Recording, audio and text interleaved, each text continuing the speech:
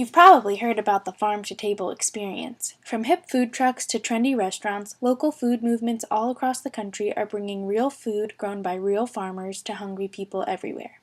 But what was it like when eating from farm to table was a lifestyle rather than an experience? Listen as Janet Williams tells us what it was like growing up in Columbia, Virginia. All right, my name is Janet Williams. It's Janet Kaiser Williams. Not Kaiser's my maiden name. And I grew up in Columbia, which is still in Fluvanna, but it's right on the edge of Cumberland and Goochland and Fluvanna.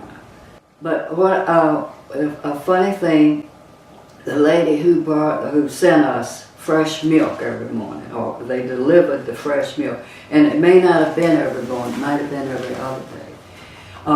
My mom would save the cream, and in the springtime, the cows would go out in the meadow and eat onions. You know, the spring onions that would come up in your yard, you know what I'm talking about.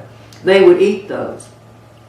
And it would get in the milk, and it would get in the butter.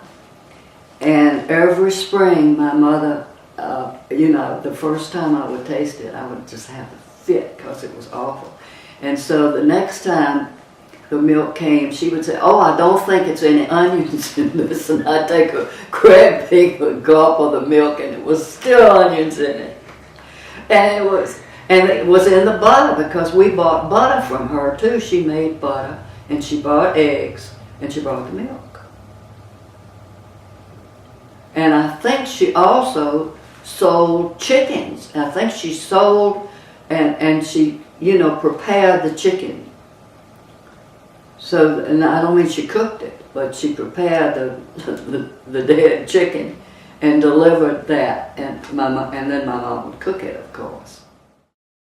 That's why I said sitting around enjoying sharing food.